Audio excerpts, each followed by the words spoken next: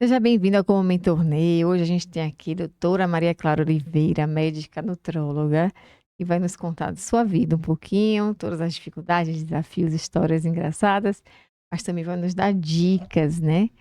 Como ficar, ó, brincadeira. Obrigada, Maria Clara, tá aqui com a gente hoje. Seja bem-vinda ao Como Me Tornei. Por favor, se apresente um pouquinho pro pessoal, porque eu sei que tem um monte de atividade que você faz aí, né? Sim, sim. Sou Maria Clara, né, sou baiano, sou daqui do interior da Bahia, É de onde? Mutuípe, Ah, cidade bem é? pequena, mas saí de lá bem cedo, saí de lá pra fazer uma parte do ensino fundamental aqui em Salvador.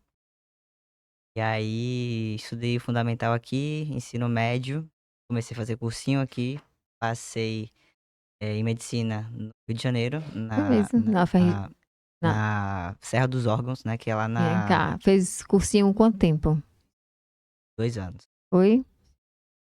E aí passei lá e fui morar sozinha, né, Aonde? Qual a cidade? Teresópolis, uma cidade na região Ah, serrana do Rio. Cidade foi fria, mesmo. completamente diferente de Salvador. Foi na época um desafio muito grande pra mim, porque não tinha fui fazer lá por indicação de um professor que eu Hum, tinha influência de um professor meu, mas não tinha familiar nenhum, amigo nenhum, não foi conhecia nem a cidade, mesmo. nunca tinha ido. Eu fui na cidade fazer o vestibular e recebi a notícia que tinha passado e voltei lá pra E morar. aí, como é que foi? Minha mãe, pai? Aí eles ficaram, assim, bem preocupados na época, né, mas ao mesmo tempo sabiam que, Já assim, era seu sonho. passar em medicina, já era algo complicado, Hum, então já tinha passado por um ano de cursinho, então, hum. acho que de certa forma, mesmo preocupados, me apoiaram pra enfrentar essa. É, mas Clarinha pequenininha já queria ser médica? Olha, não, assim, na verdade, vou dizer que eu pensava que eu queria ser médica veterinária, Hum. mas eu acho que muito mais porque diziam isso pra mim do que porque Você eu gostava de queria, bicho, porque eu né? gostava muito de ir pra fazenda com meu pai, montar cavalo, sempre gostei muito. Era muito de ficar na, né, que a gente chama da roça lá com meu pai, mas eu falava: "Ó, essa menina vai fazer veterinária, vai fazer veterinária", porque eu tinha jeito de andar de cavalo, gostava de me apresentar. Meu pai criava, né, animal, então a gente participava de apresentação de cavalo e eu sempre estava lá. Então, foi colocado isso na minha cabeça. Mas eu comecei a me interessar, na verdade, por medicina. Eu sempre gostei muito de estudar. Isso, sempre tive notas boas, durante sempre tive, assim, destaque desde criança, né, de sempre estudar e fazer tudo certinho. Mas medicina veio mesmo foi no cursinho.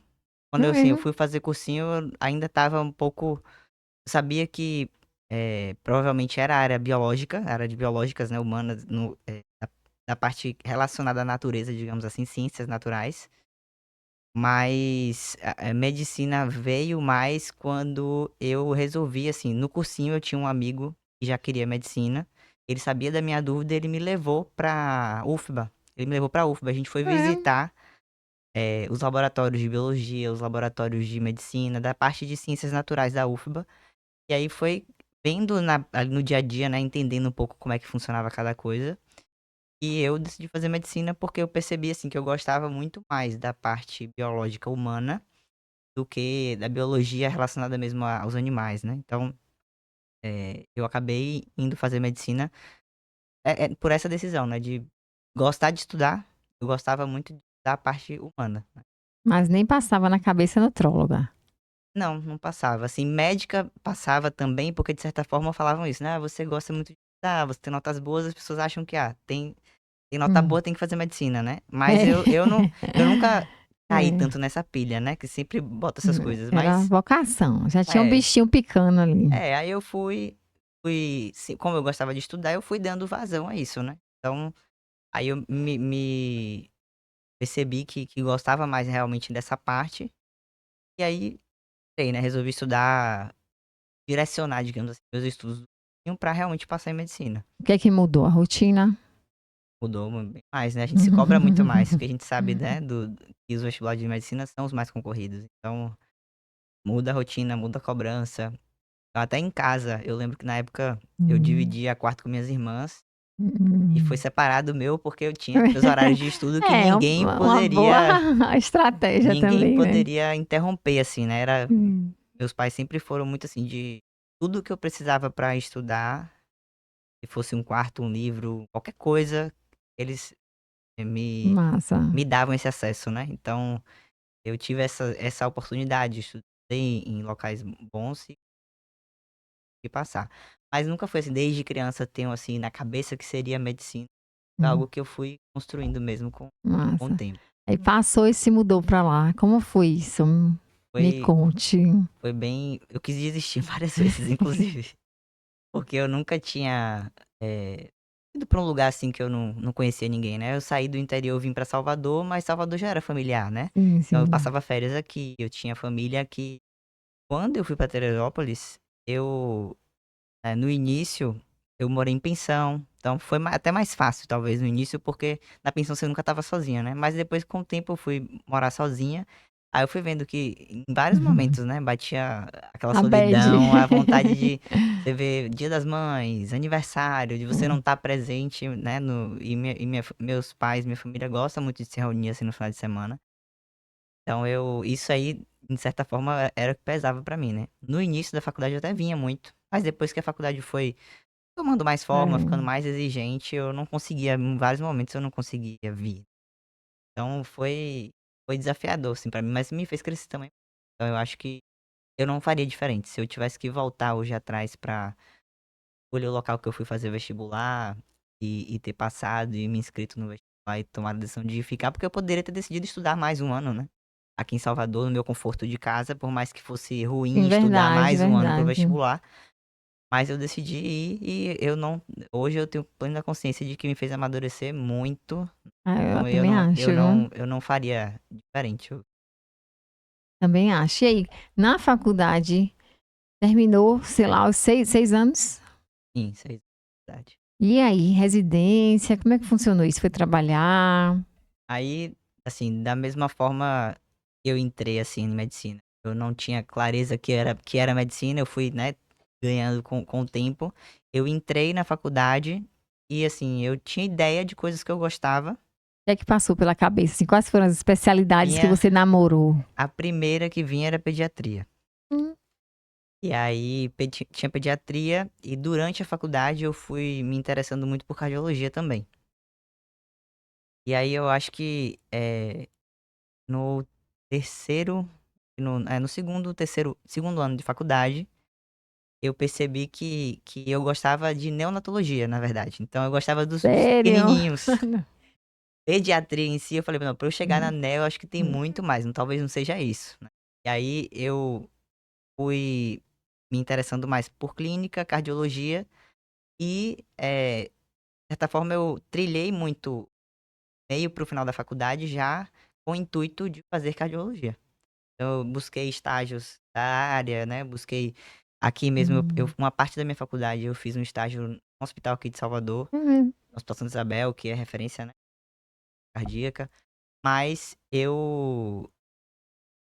o que me fez, na verdade, ir pra nutrologia, de certa forma, também foi a cardiologia, porque eu saí da faculdade acreditando que faria cardiologia, mas eu não fui fazer residência de pronto, eu fui trabalhar, né. Então, quando eu fui trabalhar Hum. e que aí eu percebi, assim, que minha função ali eu fui trabalhar primeiro no Mais Médicos, né, então a gente vai trabalhar com comunidade mais carente, eu fui para o interior da Bahia Massa. também, então você acaba, pegando cidade pequena, tem uma proximidade grande com os pacientes, né, você Como cria foi aquela essa identidade. experiência? Pra mim foi como se eu estivesse voltando de novo O para o Twitter. interior, pra Mutuípe, né, porque eu fui pra Cruz das Almas na época, que é próximo, Hum. e assim, foi foi ruim no intuito de que eu vi muita coisa que me deixou muito triste, mas por outro lado também foi algo que eu precisei passar pra ter chegado aqui, aonde eu cheguei, né. Sim, como eu me tornei. É, como eu me tornei, porque, eu fui vendo, né, que na prática, muitas doenças que a gente vê hoje em dia que tem um difícil controle, muitas delas poderiam ser corrigidas com alimentação e com atividade física. E era algo que, por mais que eu soubesse ali que, eu às vezes indicava fazia uma referência, né, do paciente ali do posto de saúde para uma consulta nutricional, para um endócrino, para os especialistas, aquele paciente às vezes não conseguia esses encaminhamentos, Ou o pouco que eu tentava, às vezes, orientar com o pouco que eu sabia em relação a isso, né, que eu tinha aprendido na faculdade, orientações alimentares gerais, eu percebia que eu não conseguia ajudar, porque muitas vezes era uma limitação financeira do paciente, Hum. outras vezes limitação mesmo de ambiente, né. Às vezes você tem um paciente diabético numa casa, ele é Hum. diabético, mas o resto da família não é, então eles não compreendem, às vezes, que aquilo ali tem que ser algo em comum na família, tem que ter uma ajuda em comum, né. Então a alimentação da família que tem biscoito de sal e pão e manteiga, todo mundo vai comer a mesma coisa, né. E aí foi vendo na prática que a minha função como médica ali na saúde da família, muitas vezes parecia muito mais paliativa do que curativa ou do que eu conseguisse realmente prevenir alguma coisa. A ideia é prevenir, mas a gente na prática é muito difícil isso acontecer, né. Foi que eu fiquei um pouco, desapontada. Eu fiquei um pouco Uhum. desapontada, Você assim. ficou quanto tempo lá? Eu ainda fiquei bastante tempo, né, mas no primeiro ano eu já senti isso. Eu fiquei acho que eu trabalhei lá quase 5 anos. Foi mesmo? Não só lá em Cruz das Almas, eu acabei indo para outros, né, ao redor Hum. ali, trabalhei na zona rural. Eu vi É. realidades ainda, mais chocantes do que a de cidade, né, de interior. E aí, isso me deixou um pouco frustrada. Eu pensei: "Poxa, eu formei medicina, eu achei que eu ia conseguir ajudar as pessoas", mas às vezes parecia que eu prescrevi um exame, eu sabia que, sei lá, uma lesão ali suspeita de câncer de mama. Prescrevi pra paciente hoje, às vezes ela voltava pra mim 2 anos depois, já com câncer ou com um exame que ainda não tinha conseguido fazer. Isso me deixava muito incomodado, porque parecia que eu só estava ali copiando um papel, dando uma orientação que não servia de nada. Não, às vezes não por culpa do paciente, mas o sistema mesmo não ajudava, Sim. né. E aí isso me deixou extremamente frustrada, porque eu achei que eu não ia encontrar nada que me fizesse sentir plena, tipo assim: "Poxa, isso aqui que eu fiz, eu prescrevi, eu ajudei essa pessoa, isso aqui modificou a vida dela de alguma forma". E nessa de tentar, ajudar os pacientes a orientar, porque eu percebi, se eu não orientar a alimentação deles, ninguém vai orientar. Ele não vai encontrar um nutricionista. Infelizmente, a maior parte dos casos, o SUS não dá essa assistência, né. E aí eu falei: "Se eu não for estudar isso pra tentar ali, realmente dar uma mais do que só uma orientação, não vou eu vou continuar sem ajudar". Então isso me fez ir buscar, né. Então eu fui estudar, eu fiz uma pós-graduação de nutrição clínica esportiva, e aí me interessando, eu fui fazer uma pós de fitoterapia, pra poder saber prescrever Hum. não, fitoterápicos também. E nessa aí eu fui entendendo que meu caminho dentro da medicina, na verdade eu estava me aproximando da nutrologia sem saber que eu estava me aproximando dela, né. Que a nutrologia é a parte da medicina que vai estudar as doenças e a interferência que a alimentação e o estilo de vida da gente Hum. tem na nossa saúde, E né. qual a diferença do nutrólogo para nutricionista? Ó, em tese, o nutrólogo ele pode prescrever dieta também, assim como o nutricionista. Só que assim, a que eu que considero a maior diferença, o nutricionista ele passa uma faculdade inteira para no final ele saber prescrever uma dieta como ninguém. Acho que ninguém vai prescrever uma dieta melhor do que o nutricionista. Mas o nutrólogo, ele junto com o nutricionista, ele vai dar uma abordagem a mais, né. O nutricionista ele vai fazer o cálculo da dieta, e eu tenho hoje uma nutricionista que, né, que é assistente, trabalha comigo, ela que calcula todas as dietas, mas eu faço, digamos assim, a anamnese clínica. Eu conheço ali o dia a dia do paciente, as medicações que ele usa, o histórico dele, para poder dar para ela, além da função dela, informações que vão agregar naquela prescrição nutricional. E muitas vezes, tem alguns casos que a gente não vai prescrever só dieta, a gente vai prescrever medicamento. E aí que tá, que o Hum. médico pode prescrever medicamentos e alguns suplementos que muitas vezes o nutricionista não pode. Então, na verdade, não são funções que se anulam, né, na verdade se Se somam. se E somam. quando se soma é que pra mim é a melhor parte, né, porque o paciente só tem a ganhar. Então, eu Hum. fui vendo, né, acabei chegando na nutrologia, Hum. porque a vida, os estudos foram me empurrando pra isso. Acho que de certa forma, sempre que eu não sabia direito o que fazer, a resposta das coisas, eu estudava, e aquilo ali ia me dando, me dizendo onde é que eu queria chegar, né. E aí a nutrologia foi assim. Eu já conhecia a nutrologia na faculdade, sim, embora não seja. Hoje em dia acho que mais, mas na minha época não era uma disciplina que era estudada na faculdade. Hoje tem algumas faculdades que até já tem, principalmente umas aqui de Salvador que eu já ouvi falar que tem. Mas na minha época não era nem sequer obrigatório, né? E você é nova, né? É, Imagine. mas mudou muito de lá pra cá.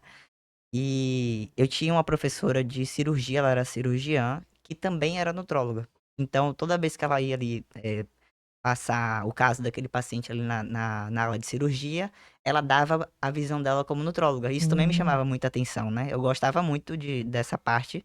E aí, já tinha despertado pra mim um interesse, hum, mas eu não tinha, talvez, olhado ali com aquele olhar, porque ainda era uma visão do hospital, né? Ela estava me falando ali de um paciente hum, crítico, internado, que a nutrologia ia entrar num processo ali de prescrição para melhorar a cicatrização do paciente, para hum, aumentar a sobrevida ou para fazer diminuir o tempo de internação dele, coisas assim. E para mim hoje, eu gosto muito mais de trabalhar com o paciente em consultório. Eu gosto de sentar numa mesa, escutar, ter calma para escutar o que o paciente tem, a rotina dele, para eu poder ali interferir, né, orientar, pra ajudar ele a mudar o estilo de vida, prescrever se for preciso, baseado mesmo na rotina, né, no que ele faz para que a minha prescrição não seja assim algo que ele um bicho de 7 cabeças. É algo que ele vai olhar pro dia a dia dele e aquilo ali vai estar entremeado com a rotina. Não vai ser não seja uma grande dificuldade, né. Então eu procuro hoje trabalhar muito mais com o paciente, digamos assim, não grave. Tenho pacientes hum. que já são doentes crônicos, né, trabalho com muito Diabético. diabetes, hipertenso, obesidade, que querendo ou não também é uma doença crônica, esse Hum, é outro tabu também que a gente sim, as sim. pessoas muita gente não enxerga a obesidade ainda como doença, mas, são doenças crônicas e que precisam de atenção recorrente. Hoje, por exemplo, essas pra grande maioria dos meus pacientes, a gente trabalha com acompanhamento, né. Doença crônica não é um problema que você resolve em um momento, em uma consulta que você Sim. senta, vai ali, "E aí, tá tudo bem? Tá tudo certo? Volte pra casa aqui com os mesmos remédios que você estava há um ano atrás e siga". Na verdade, a gente muda o tempo todo, né. Agora no final do ano, quem é que não comeu ceia e Uhum. réveillon e ganhou alguns quilinhos a Ô, mais? ô, amiga. Então, tudo isso aí, a gente tá em constante mudança, né. Então, Sim. se a gente considera que a gente tá mudando o tempo todo, não pra mim Sim. não faz sentido eu dizer que eu vou ali usar talvez o mesmo suplemento, o mesmo medicamento durante anos, sem sequer revisar e perceber se aquilo ali Hum. faz algum sentido ainda, né. Óbvio que tem um medicamento ou outro que você mantém, né, a de longo prazo, mas eu gosto muito de trabalhar com reavaliação, né, principalmente no início do tratamento. O paciente veio pra mim agora, no início, eu ainda tô conhecendo a rotina dele, conhecendo como é que as coisas funcionam, então, às vezes o paciente vai semanalmente, em outros casos quinzenalmente, mensalmente, justamente pra gente ir acompanhando até o ponto que eu vou dizer: "Olha, você tá bem controlado, você vai vir aqui 2 vezes ao ano". E a gente vai, né, entendendo. E se o paciente percebe que, de alguma forma, estava tudo indo bem e desandou de novo, ele sabe que ele pode voltar e a gente tentar ali entender o que é que foi feito, né, de o que é que deu errado ali no meio do percurso, o que que a gente pode fazer pra facilitar ali a E para ser nutróloga, tu precisa fazer uma residência? Como é que funciona? não, na verdade, poucas especialidades hoje, assim, você precisa fazer residência, né. Hum, Você pode hoje como médico, você pode formar e atuar dentro de uma área. Para você, fazer nutrologia, eu vou falar de nutrologia especificamente, porque cada sim, sim. especialidade tem ali um pré-requisito, né. Mas para o nutrólogo hoje, ele pode fazer a residência, ele pode fazer a pós-graduação e às vezes não necessariamente precisa fazer a pós-graduação, mas ele pode atuar na área de nutrologia ali. Eles pedem a depender do local de atuação, um tempo específico, né, digamos, você precisa atuar 8 anos na área da nutrologia para você conseguir fazer a prova de título, que a gente chama, né. Porque o que que diferencia quem fez a pós-graduação da residência?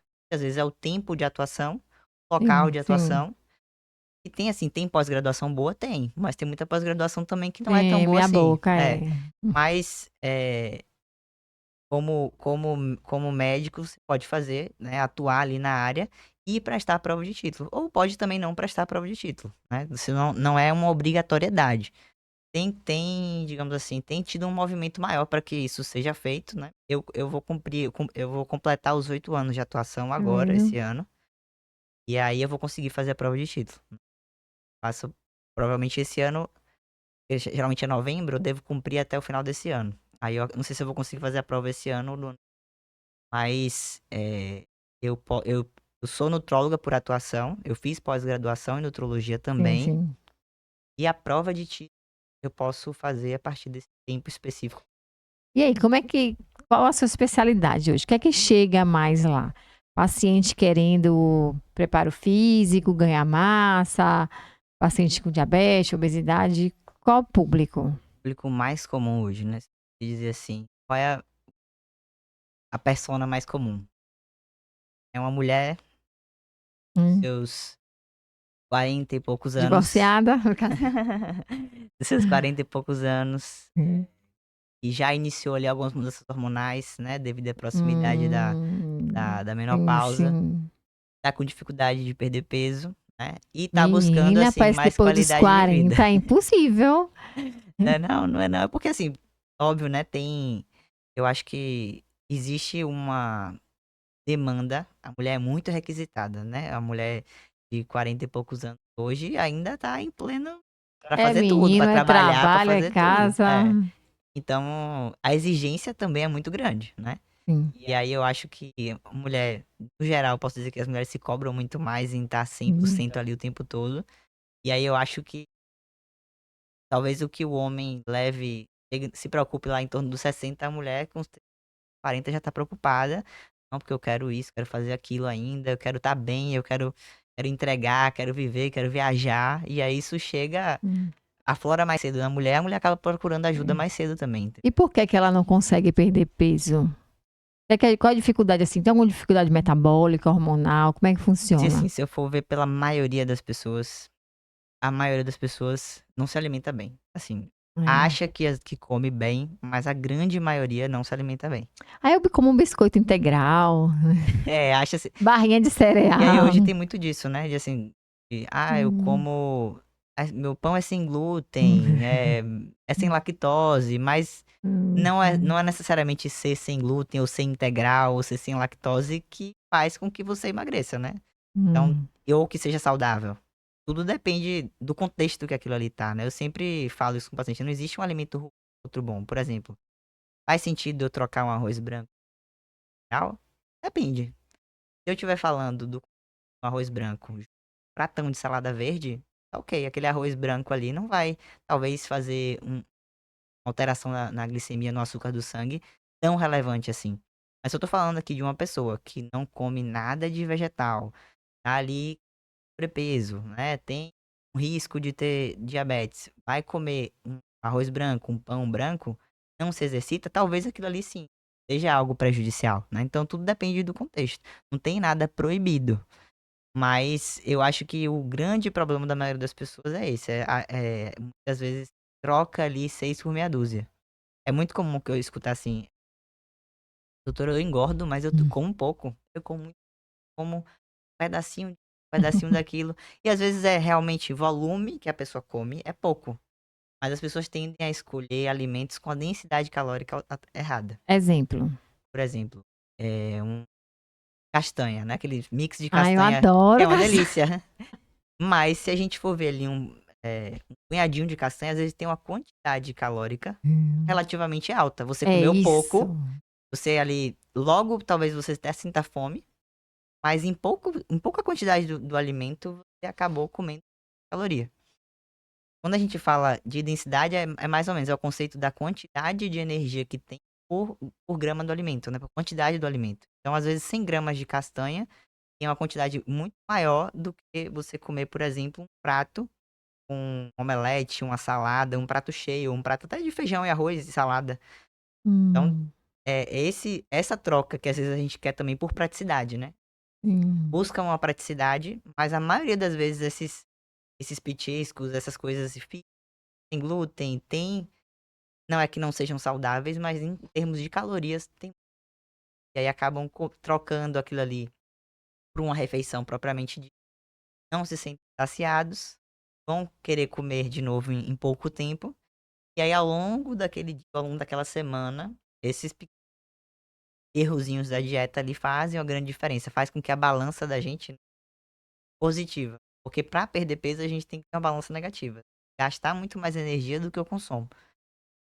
E aí, esses pequenos consumos aí desses lanchezinhos que, se você for ver mesmo. Eu uma paciente esses dias que me disse que estava consumindo bolinho sem glúten, lactose, me falou a marca. Aí eu olhei lá, botei no Google para ver a tabela nutricional.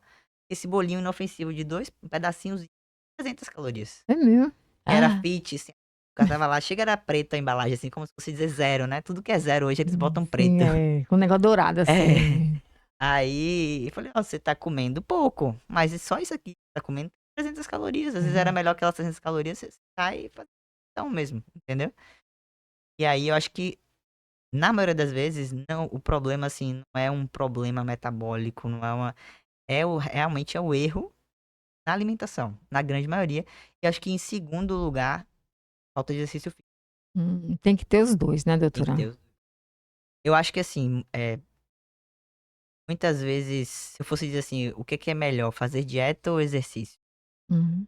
É mais fácil você conseguir emagrecer fazendo só dieta sem fazer exercício do Sim. que o contrário. Eu tenho muito paciente, às vezes, que ama treinar, mas não emagrece uma grama porque não faz dieta direito, né? Ou subestima a quantidade de calorias que tá comendo. Hum. Mas às vezes o contrário é mais complicado, né? Se o paciente come em, em, em excesso, ou melhor, se ele come pouco, é Hum. mais fácil ele perder peso sem fazer exercício do que o contrário. Sim. Aí vou fazer assim, uma situação hipotética. Vamos lá, uma mulher de 40 anos, não sei quem. E aí aí você me fala o que você achou. Ela come pouco normalmente. Aí só que chega uns 3, 4 dias por mês, ela tá daquele jeito que ela vira uma bruxa que quer devorar tudo que tá na frente dela. Sim, E faz como? TPM. é. Aí já é outra. Aí sim a gente pode considerar É, que realmente, né? Nessa situação hipotética, mulher de 40 anos, né? Que você fala, uns 40. ela se alimenta bem, ela faz exercício físico, mas tem esse período do mês E que um ela tem bolo essa de alteração chocolate hormonal. parece que é o melhor amigo. Isso aí de fato tem correlação hormonal, né? Algumas mulheres vão passar pelas oscilações do menstrual sem tantas queixas. Mas a gente sabe que tem outras que têm uma predisposição muito maior. Hum. E o que que gera queixa relacionada ao hormônio? Às vezes não é quantidade do hormônio, é a oscilação. Nosso ciclo menstrual, né? Eles menstruam normalmente, diferente dos homens que têm um valor mais constante. Da mulher, ela tem parece uma montanha. Se você vê o gráfico de ovulação da produção de estradiol, É uma progesterona e testosterona da loucura, mulher é uma né? montanha russa. E essas oscilações é que geram o E é e querer comer alucinadoramente. né, que geralmente isso daí é mais no período pré-menstrual, né, na Sim. segunda fase do ciclo, oscilações ali mais pós-ovulação. E isso sim pode se justificar. E aí, assim, em alguns casos, a gente percebe que é isso mesmo pontual, faz sentido eu corrigir essa oscilação hormonal. Como é que corrige? Com hormônio mesmo? E geralmente sim. Assim, existem alguns fitoterápicos, né, pra você reduzir um pouco isso, mas Hum. a gente tem que olhar muito.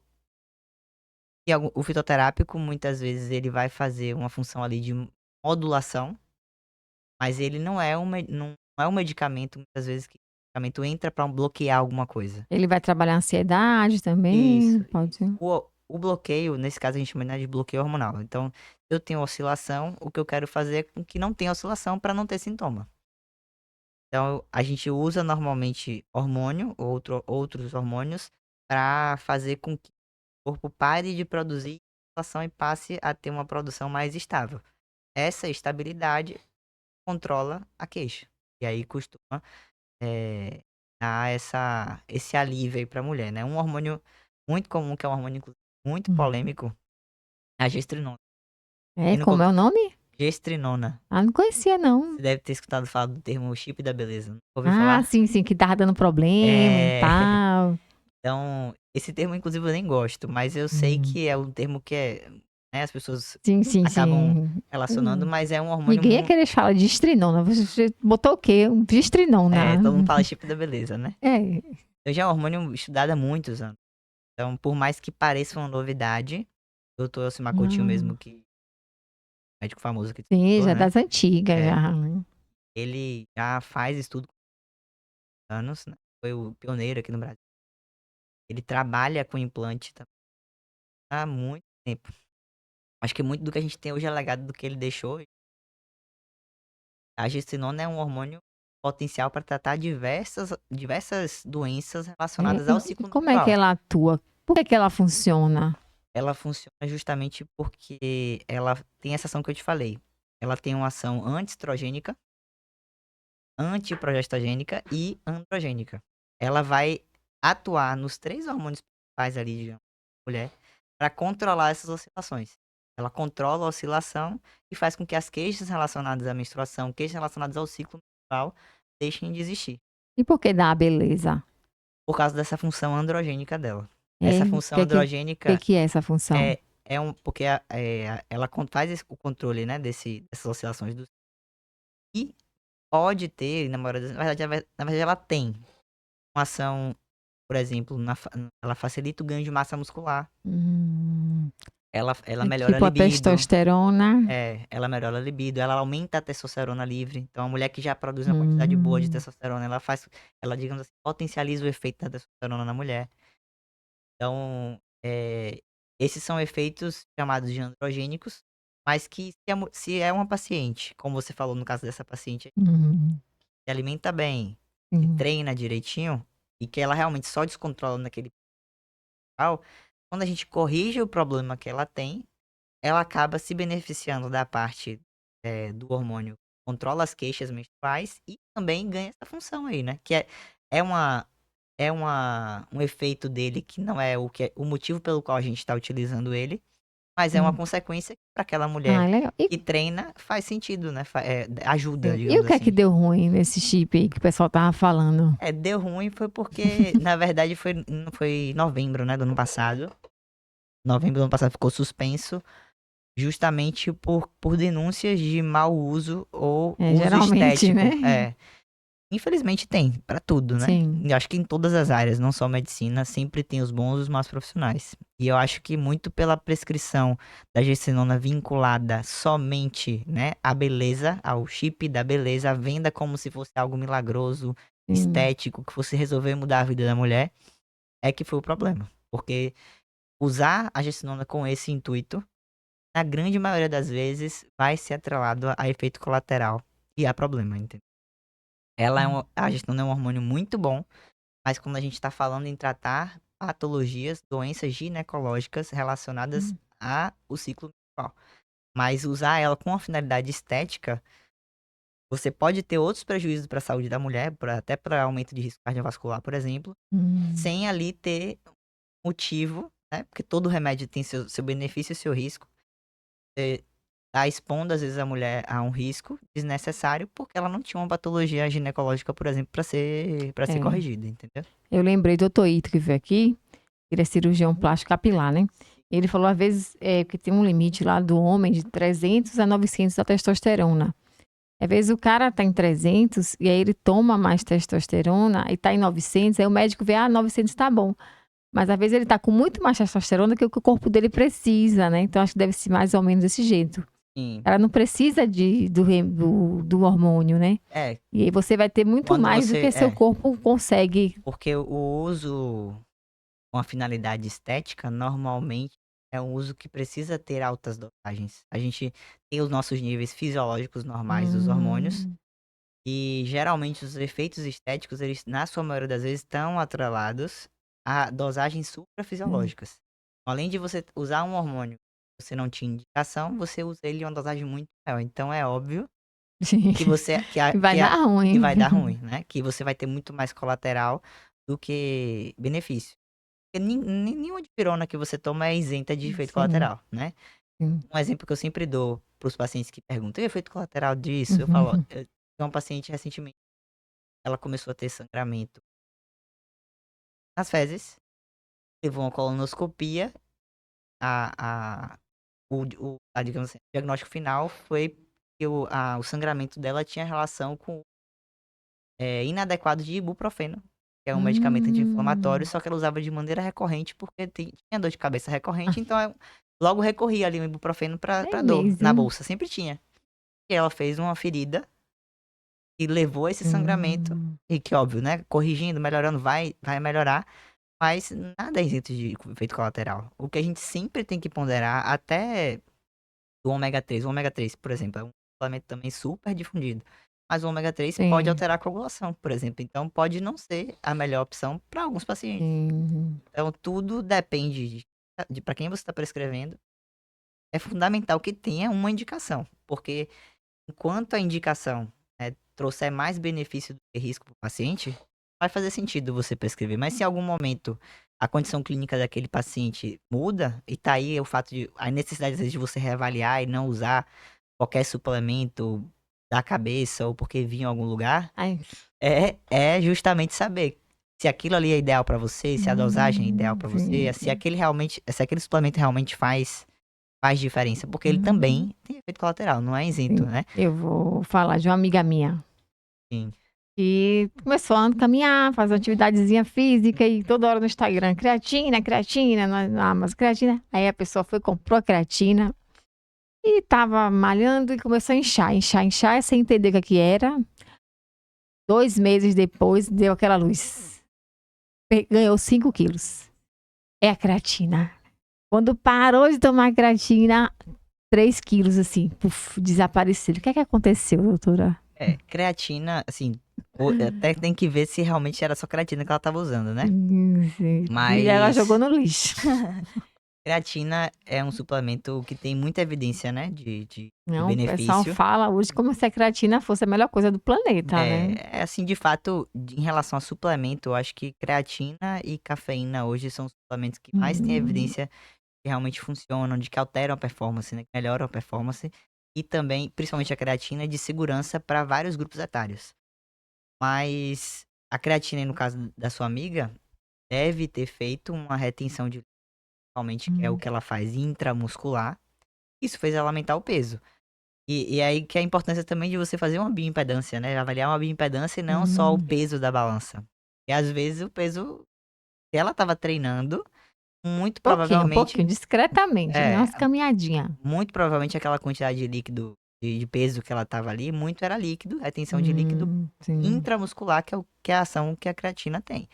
Que você falou que ela ganhou 5 e perdeu 3, ficou com Perdeu 2. 3, foi. Então, provavelmente uma parte ali devia ser da alimentação, que se ela não tivesse se Sim, cuidando, poderia sim. realmente, por exemplo, ela treinando mais, você ganhar, mais massa muscular. Quanto mais ativo o seu metabolismo, às vezes aumenta o apetite.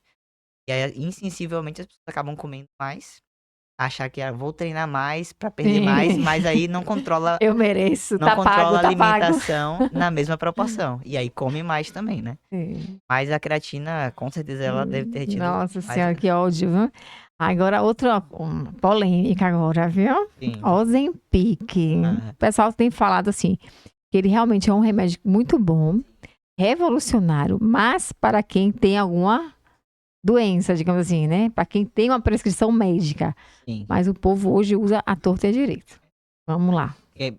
Primeiro, acho que o primeiro erro tá no fato do Ozempic vender na farmácia sem receita, né, tá aí pra começa daí. Porque o Ozempic hoje, inclusive, já tem até medicação mais potente que o Ozempic, mas ele é um análogo do GLP-1. O GLP-1 é um hormônio gastrointestinal que Hum, todos nós produzimos. Você come, cai a comida ali no estômago, sinaliza para o cérebro através da produção do GLP-1 e a comida chegou ali de que tá satisfeito. A diferença é que o nosso hormônio produzido naturalmente, ele tem uma meia-vida, digamos assim, um tempo de atuação ali de 5 minutos, é muito rápido. O Ozempic, que é um análogo, ou seja, ele é produzido para ser semelhante a esse hormônio que a gente produz. Hum. ele vai estimular a produção aumentar o GLP-1 justamente o tempo todo, né? Você fez uma aplicação, a meia-vida Hum. do Ozempic é de uma semana. Então, você Hum. fez uma aplicação hoje, ao Hum. longo de 7 dias, aquele medicamento tem atuação ali. Então, ele E aí tem, você perde a fome. perde a fome, porque ele vai atuar, um dos mecanismos dele é no apetite, tem ação também para controle de insulina em pacientes com resistência à insulina, inflamação. É um tratamento muito, muito interessante e também, consequentemente, controle glicêmico, né? Que inicialmente, ele, na verdade, se você for ver, em bula aqui no Brasil, se você procurar lá a indicação de sobrepeso e obesidade, você não vai ver do Ozempic.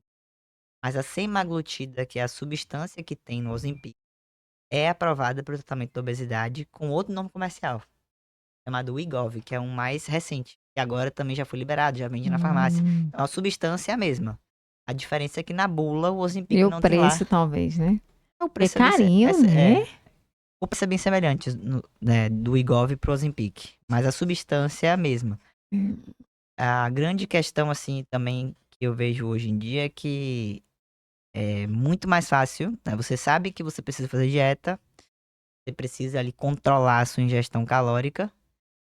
Só que é muito mais fácil controlar se você tem algo que tira totalmente seu apetite, né? Você não precisa passar a dizer não pra nenhuma tentação. Então eu acho que as É a pessoas hoje, sociedade atual, né? como eu falei nesse instante, né? As pessoas procuram praticidade pra tudo. Hum. E a praticidade pra uma refeição mais rápida, a mesma praticidade pra, eu não quero ficar sentindo fome, então prefiro tomar esse remédio aqui. O grande problema é que ele só vai ter efeito enquanto ele estiver sendo usado, E né? depois tem efeito rebote.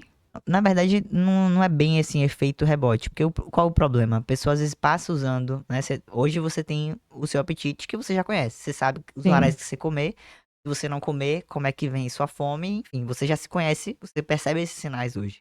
Quando você usa o medicamento, é como se você mascarasse esses sinais, você passa um tempo usando aquele medicamento que você até esquece como é sentir fome. E aí, quando você suspende o medicamento, e geralmente essas pessoas que fazem uso inadvertido não suspendem, né, Ah, adequadamente, tomou num dia, já na outra semana, emagreci. já Já suspende de perdi qualquer meus jeito. 10 quilos que eu queria. A fome volta ao que era antes, ou às vezes, realmente, no início, às vezes pode ser até parecer que é pior, porque vira fome zero para uma fome voraz de novo, né? E mesmo nos pacientes que têm indicação, digamos, né, que a indicação principal hoje da semaglutida, né, do Wegovy, do Ozempic, seja para tratar pacientes obesos, né? Obesos com comorbidades ou sobrepeso, quem tem sobrepeso e tem alguma comorbidade. Mesmo nesses pacientes, se a gente for suspender, se a gente decide que vai suspender por algum motivo, e que na maioria das vezes a gente não suspende, mas quando a gente decide suspender por algum motivo, a gente não faz isso de uma hora para outra, e mesmo não fazendo isso de uma hora para outra, mesmo fazendo às vezes de uma forma programada, a gente sabe que o apetite vai voltar, né? Hum. É natural que volte. Então, isso é um processo do organismo, não é um problema do medicamento. Nosso organismo, Sim, ele sim. tem mecanismos, tanto de inibição da fome quanto de estímulo da fome, que vão responder a essas oscilações, aos medicamentos que você usa e você deixa de usar. É tipo muita gente que faz bariátrica e depois engorda tudo de novo, né? Justamente, porque o corpo, ele se adapta e vai criando os mecanismos, né, que na verdade são mecanismos de sobrevivência, né? Nosso corpo, ele já é Uhum. programado, né, desde que o mundo é mundo. E esses mecanismos, eles são os mesmos. E o que mudou foi que hoje a gente, pra comer, você pega o celular e a comida tá na sua mão É. em 2 minutos, né? Antes você precisava caçar pra comer. Então, existia um esforço todo envolvido naquilo ali, né? Eu acho que se hoje a gente precisasse caçar pra comer, com certeza Tá que, todo mundo magrinho. é, Vem cá, doutora. Existem pessoas que têm maior propensão a engordar genética do que outras? tem sim. Eu também gosto muito dessa parte, né? Na minha atuação, é até mais recente, inclusive, mas eu gosto muito dos testes genéticos. A gente tem alguns testes metabólicos, a Hum. gente escolhe ali um painel de genes para avaliar. E como eu trabalho muito com paciente obeso, eu peguei um painel genético justamente para a gente avaliar isso, né? Ah, E o que eu acho legal de se fazer um teste genético? Você me procurou, pra emagrecer, você tava acima do peso, a gente chegou no seu objetivo. A gente teve ali várias consultas. Hoje eu consigo chegar pra você e dizer assim: olha, você eh, engordou porque por isso, por X, Y, Z, porque você fez isso, a gente identificou isso, corrigiu. Sucesso, tivemos sucesso no tratamento. Mas o teste genético, ele, além do que a gente sabe, né, da parte clínica e da parte de operacional da gente ter feito, viu que deu certo ou que não deu certo, o teste genético ele não vai mentir. Ele vai pegar ali, avaliar, justamente assim, ele vai dizer: você tem um gene que está associado à alteração do ciclo circadiano, que é o ciclo circadiano é a alteração do dia e da noite, e essa alteração do dia e da noite faz com que nosso corpo produza mais ou Hum. menos hormônios, né? Nossa produção hormonal tem um ciclo, né, normal, que obedece o horário que a gente vai dormir, a hora que a gente acorda, a exposição à luz. Então tem genes relacionados à obesidade, por exemplo, e quem tem alteração desse gene do ritmo circadiano é o gene clock, o nome inclusive, pelo clock de relógio, né? Hum. Se essa pessoa ela for submetida a alteração de horário, por exemplo, é uma enfermeira que dá plantão e, assim, essa mulher pode ter sido super sucesso no meu tratamento. Ela pode ter emagrecido, mas se ela continuar trocando o dia pela noite, ela tem o gene que já determinou ali. Se ela continuar com essa troca ali, muito provavelmente ela vai ganhar o peso. Porque tá geneticamente determinado que a mudança de horário do ciclo circadiano dela Uhum. vai facilitar o ganho de peso. Talvez uma outra pessoa que não tenha o gene clock, é óbvio que dormir mal, ter alteração de horário vai causar mal para Hum. todo mundo, mas não é em todo, as alterações a gente não vê na mesma Ah, forma em todo mundo, né? tem gente que é maior, né? Isso.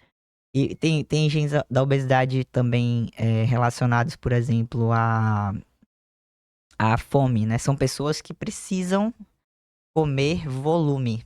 Essa pessoa, se ela E não não faz a pode ser distinção. salada, né? Não, se essa pessoa às vezes ela precisa que o estômago distenda a Sim.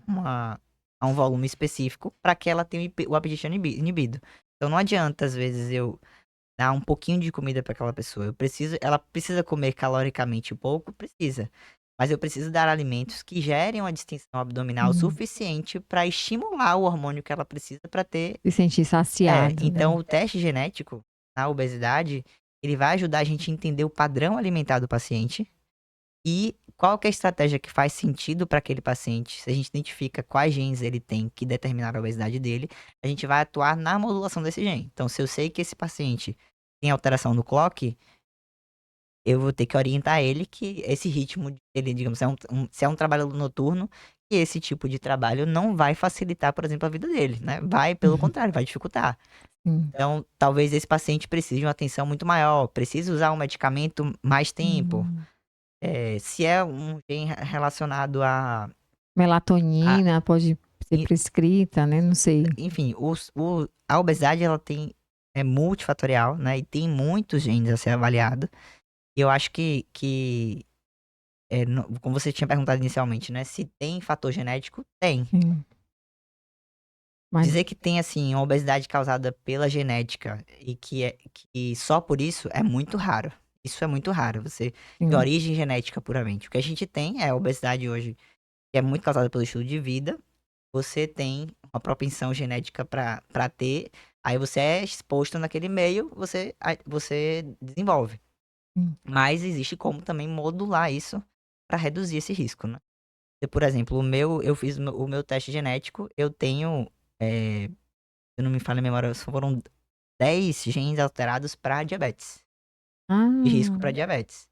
Então eu tenho ovário policístico, tenho resistência à insulina, que é um tipo de risco maior pra ter diabetes. Então eu sei que hoje, o que eu faço, né, da minha rotina de alimentação, de controle, isso pra mim, com certeza vai mudar meu desfecho, né, de eu poderia ser diabética, por exemplo, na minha durante a minha no final da minha vida, digamos assim. sim. eu tô aqui hoje já tentando Eu vi que você prevenir fez isso. postou 2 fotos, né? Tem uma mudança lá, de alguns anos Sim, atrás para hoje. O que é que você trabalhou nisso aí? Ganho de massa muscular, mudança de alimentação, sim. Eu crossfiteira? hoje eu tô menos do CrossFit, mas Hum, eu fiz CrossFit muito tempo, né? hum, Na verdade, tá aí, né? Eu lembro que eu comentei no início que eu pensei muitas vezes em desistir de voltar de Teresópolis pra cá. hum, Foi o CrossFit que me ajudou a continuar lá, porque o uhum, CrossFit tem muito essa noção de coletividade, né? De estar o grupo ali. Foi onde eu conheci hum, Sati, por exemplo, que hum. aliás, onde eu conheci Sati, e a minha noiva hoje também foi do CrossFit. Então, essa comunidade É ali uma comunidade mesmo. Quando fez passa o eu, pessoal correndo assim, né? é, fez eu me sentir assim, era ali que eu me sentia, eu tinha a família Encontrou. que eu não tinha lá, porque minha família estava aqui em Salvador, né? E aí eu comecei lá, ainda lá, quando eu morava lá em Teresópolis, fazer o CrossFit. E existe também dentro do próprio CrossFit, né, um apelo em relação à alimentação. Tem uma dieta específica do CrossFit chamada Holy 30. Hoje em dia acho que nem Hum. não tá tão forte mais, mas na época Ah, eu cheguei a é? fazer Vocês isso. comiam coisa diferente da gente, é? Tinha uma dieta diferente, tinha uma dieta diferente. E aí, isso tudo me motivou também, né? Eu Hum. mudei muito a minha alimentação depois do CrossFit, porque eu acho que uma das coisas que a gente quer, depois que entra no CrossFit, é melhorar a técnica de tudo, né? Você quer desenvolver, você quer performance. Então você acaba, de certa forma, querendo fazer o que é preciso pra isso, né? Mudar a alimentação, suplementar. Então eu acabei mudando muito minha alimentação. E depois do CrossFit, eu fui abrindo minha cabeça também pra musculação, que era uma coisa que eu achava Hum. que eu não gostava. Mas eu percebi que a musculação era a base pra qualquer outra atividade física, né? Eu sempre fiz atividade física desde de criança, sempre gostei muito. Eu fiz capoeira, fiz Hum. judô, karatê, futsal, handball, fazia tudo. Mas musculação, como a maioria das pessoas diz, não gosto de musculação. É Então, chato. é monótono, né? E aí foi por causa do CrossFit que eu acabei fazendo musculação, porque eu percebi que pra desenvolver algumas coisas Uhum. específicas no CrossFit eu precisava fortalecer na musculação. E aí eu entrei na musculação e hoje eu até reduzi muito o meu volume de CrossFit, faço muito mais musculação do que o CrossFit. Abandonou o pessoal, que absurdo. Não, não tem como ser esse crossfiteiro, não. Não existe esse Não tem crossfiteiro. não, Uma vez né? crossfiteiro, sempre crossfiteiro. Crossfiteiro, vegano e Herbalife, as comunidades, brincadeira. Doutora, vem cá, o pessoal também está na moda agora, jejum intermitente. Sim. Funciona, não funciona, depende. Funciona. É a mesma lógica, né? Eu falei do suplemento ou do medicamento e do alimento. Depende do contexto. Uhum, O jejum, ele vai tentar simular ali uma situação de estresse no organismo, né? Porque, uhum. digamos assim, se entra uma pessoa aqui na sala agora com uma arma aqui, a gente vai tomar aquele susto, vai dar um disparo Desmaiei já. de vários hormônios aqui. Sim, E essa reação no nosso corpo é uma reação de estresse, né? Um sim, estresse agudo. Veio, aconteceu, pá, você toma aquele susto, depois que vai, passou, de certa forma, né? A não ser que você fique revivendo aquilo ali, que aí se torna um problema. Mas, digamos assim, um estresse sim, sim, sim. momentâneo. O jejum, ele tenta imitar essa situação de estresse através da redução, né? Na verdade, Sim. da redução da janela alimentar. Você vai fazer ali 12 horas, 14, 16 horas sem se alimentar para estimular a produção de hormônios, né, do estresse ali, que vão mobilizar a gordura, mobilizar o carboidrato das reservas para ser utilizado como fonte de energia. Boa, filha, sai daí, sai daí. É, e a questão assim, se eu pegar, por exemplo, um paciente que já tá muito cansado, que veio pra mim com a queixa de fadiga, tá se sentindo sem energia pra fazer as coisas do dia a dia, tá se alimentando mal. Às vezes, se de cara eu prescrever um jejum intermitente pra esse paciente, ele vai ficar mais cansado Vai ficar ainda. puto com você. É um paciente, às vezes, que não é o perfil, e pelo menos no primeiro momento, pra fazer jejum. Sim. Às vezes a gente precisa primeiro ensinar o paciente como é se alimentar direito. Às vezes a gente precisa até dar carboidratos. As pessoas acham que é tirar o carboidrato. Às vezes precisa até Uhum, dar. Porque às vezes a uhum, falta do carboidrato bom ou do carboidrato sim, no momento certo causa fadiga também, né? sim. Ou às vezes as pessoas cortam da cabeça, eu saio, não como mais pão, não como isso, aquilo, e vive Café sem cansado. E o açúcar. carboidrato é muito importante para nossa disposição, né? Então, às vezes você primeiro ensina aquele paciente a se alimentar, então perde alguns quilinhos ali. O jejum é uma estratégia válida, Eu gosto, mas sabia? Eu é, já faço há alguns anos já. eu Quando eu acho quero que perder peso. eu acho que é uma estratégia válida também, assim, porque hoje às vezes eu pergunto para paciente, você come por você fome ou é vontade de comer? Aí a pessoa fica assim, Qual a eu acho, diferença? eu acho que eu acho que é fome. Eu falo, a barriga ronca, você sente? Aí a pessoa fica naquela dúvida ali. Então, às vezes, a gente come, às vezes, fazendo outra coisa hoje, assistindo televisão, no meio do Sim. trabalho, e nem percebe direito o sinal de fome e de Mulher, eu tenho um ansiedade. filho pequeno. Aí você vai fazer uma pipoca, fazer não sei o quê, os meninos comendo, você come junto. É E aí, eu acho que o terrível. jejum também, pra você reensinar, às vezes, o paciente a conhecer de novo esse sinal, o que é fome mesmo, o que é ansiedade. Hum, Porque a intenção do jejum, se é consumir suas reservas, você vai ter fome de verdade, né? A não sim, ser sim, sim, se você não estiver usando nenhum medicamento. sim. Então eu acho que também é interessante por isso, mas, por exemplo, pra mim é algo que não funciona. Porque Hum, eu, eu tenho, por exemplo, comportamento assim de. Se eu não cuidar, eu tendo a ter um comportamento alimentar compulsivo. hum, Então, pra mim, restringir minha alimentação hum, faz eu esperar aquele momento de me alimentar. E quando hum. chega, eu como o que tá ali na prescrição e quero comer o O resto resto inteiro. da questão. Então, pra mim, não funciona. O jejum não funciona. É, depende pra cada Eu pessoa, já, né? já, já fiz em vários momentos, mas eu sei que eu preciso ter um autocontrole muito grande. Porque eu preciso comer, mastigar, comer devagar, porque os meus sinais de fome e saciedade, se eu comer rápido, se eu comer sem atenção, é como se eu nem tivesse comido. Eu acabo, às vezes, irracionalmente, procurando mais comida e quando me percebo, não, já comi. Já foi a quantidade, não, calma, peraí, É. entendeu? Para quem tá querendo ganhar massa também, funciona? Para quem tá nesse trabalho de ganho de massa, funciona o jejum intermitente? Ó, porque assim, pra você ganhar massa muscular, normalmente você precisa ter um superávit calórico. Sim. E a intenção do jejum intermitente, muitas vezes, é você ter um déficit calórico para perder peso. Então, assim, em condições normais, né, digamos, sem uma pessoa que não tá utilizando nenhum suplemento específico, ou uma pessoa que já treina há muito tempo, fazer o jejum intermitente para ganhar massa muscular talvez não seja a melhor estratégia.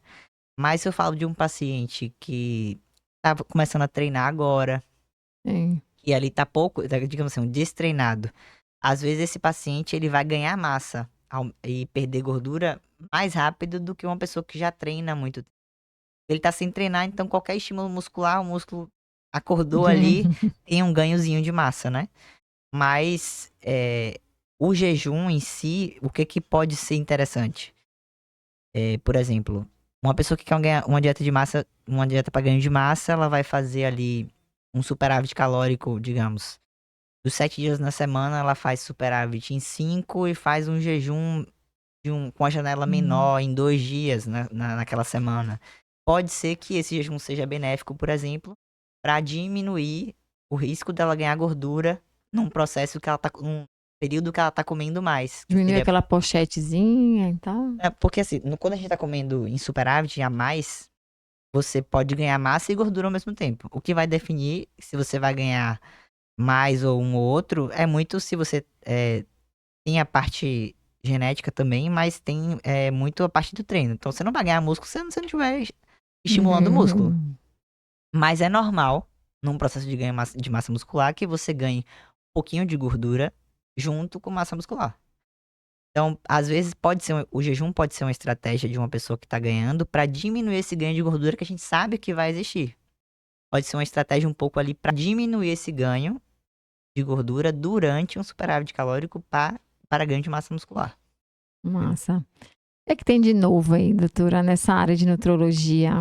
Todo dia tem uma coisa nova, né? Assim, acho que talvez de mais novo, assim, que eu tenho percebido no meu dia a dia que tá revolucionando muito os tratamentos, é o desenvolvimento que eu acho que tá uma corrida aí das grandes indústrias, né? Das farmacêuticas em busca de uma solução mesmo, não vou dizer definitiva para a obesidade, mas tem avançado muito.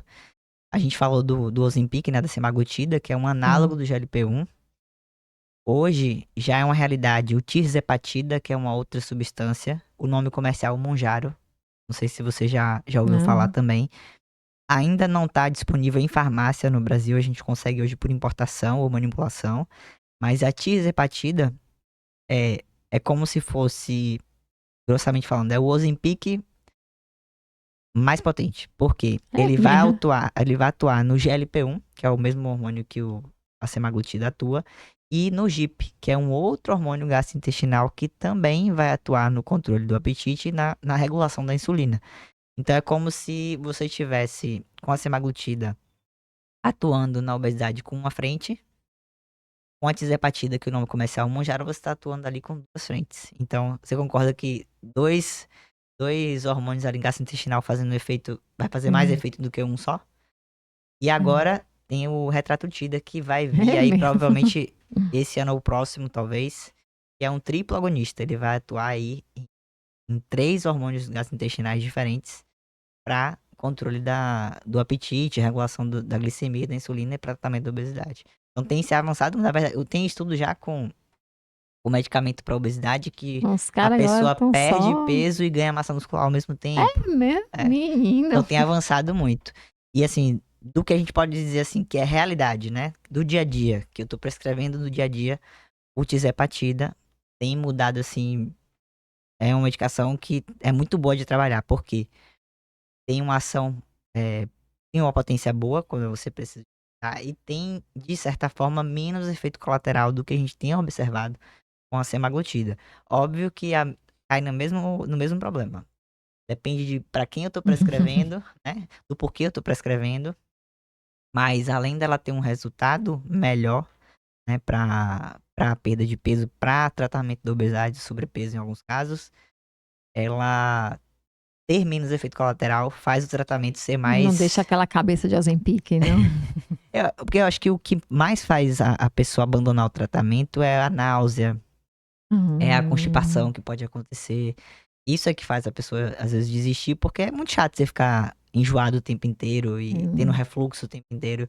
E são efeitos colaterais comuns. Então, se você consegue, durante um tratamento, durante um acompanhamento, diminuir esses efeitos, isso é muito importante para o paciente manter a adesão e ter um bom resultado. Maravilha. Desafios aí, Maria Clara, desse trabalho de nutróloga. Desafio, eu acho que, assim, porque eu não considero que existam diferentes tipos de medicina, né? Mas se a gente for observar, né, comparar a medicina mais antiga com a medicina mais moderna, a gente pode dizer que hoje existe uma busca das pessoas muito mais por longevidade e por prevenção de doença do que existia antigamente, né? Uhum.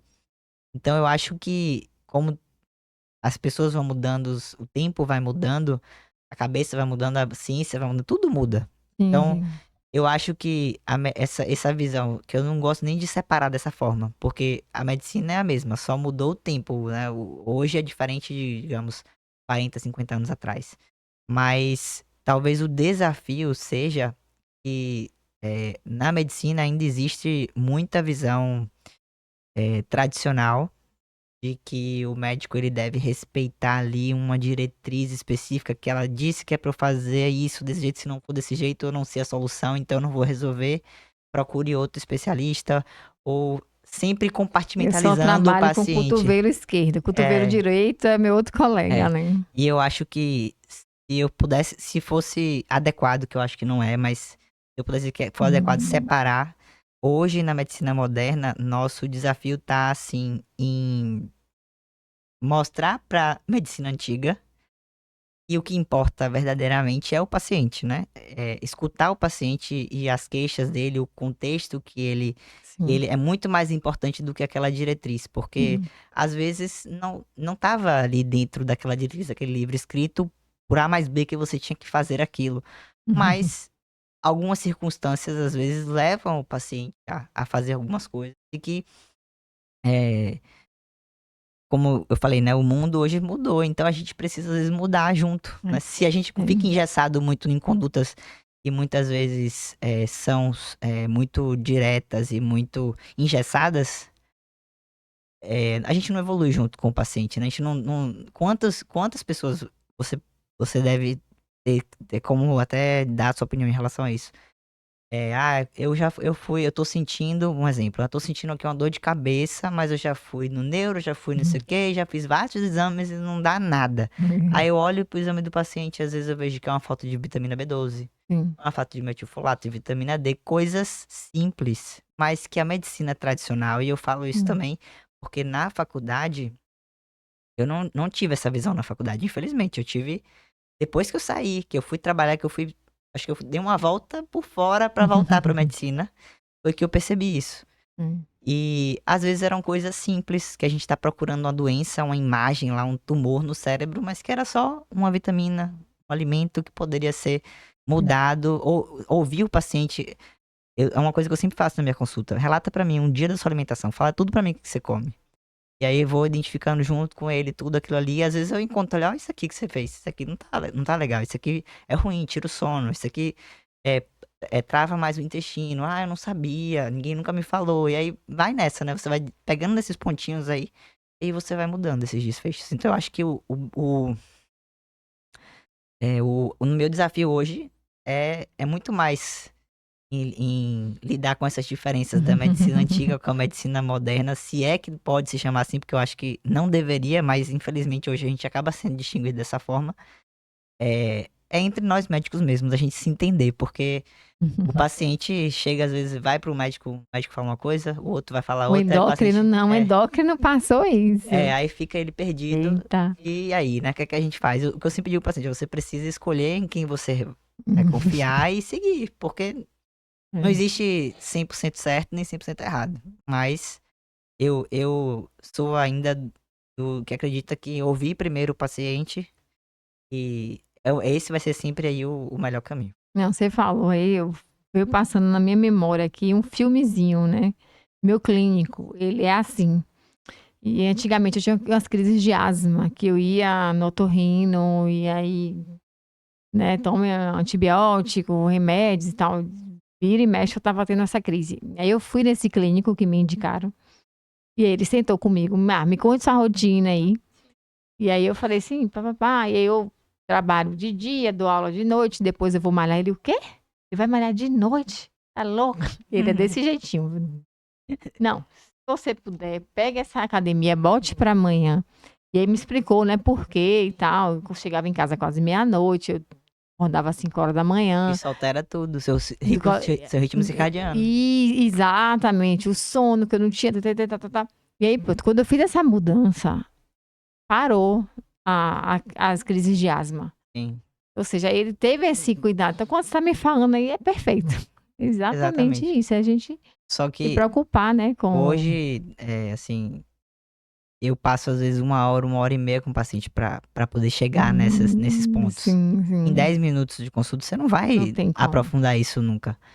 E aí, às vezes, também a gente é Tem uns que impelido... atendem em 5, amiga, ó. Você nem senta, né?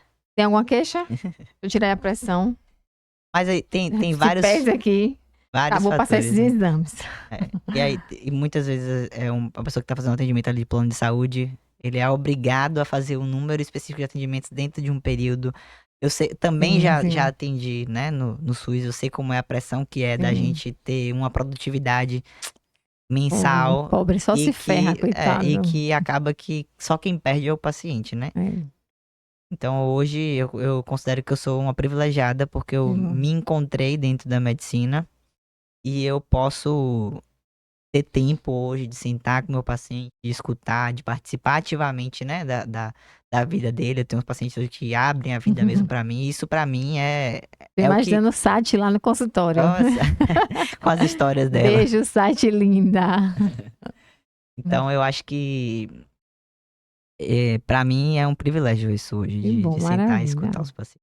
Brigadíssima, viu, Obrigado, Maria Clara? obrigado Gostaria de você falar mais pelo alguma coisa convite. pro pessoal? Não, eu acho que A gente teve uma boa conversa aqui, deu pra Quando falar quiser vir, bastante. voltar aqui, fique à vontade, né? Novas conversas, novas tendências. Nossas portas estarão sempre abertas para você. Obrigada. Obrigada a você. Segue lá, doutora Maria Clara. Vou deixar aqui na descrição do vídeo. Segue também o arroba como me tornei. Se inscreve no nosso canal do YouTube, pois isso ajuda bastante a plataforma a divulgar para cada vez mais pessoas nosso material, nosso produto. Sai daí não, vê outras atividades, outras profissões, com certeza você vai gostar. Melhor do que ficar vendo besteira na internet. Com Entendeu? certeza. Beijo, fiquem com Deus. Tchau, Valeu, gente. tchau.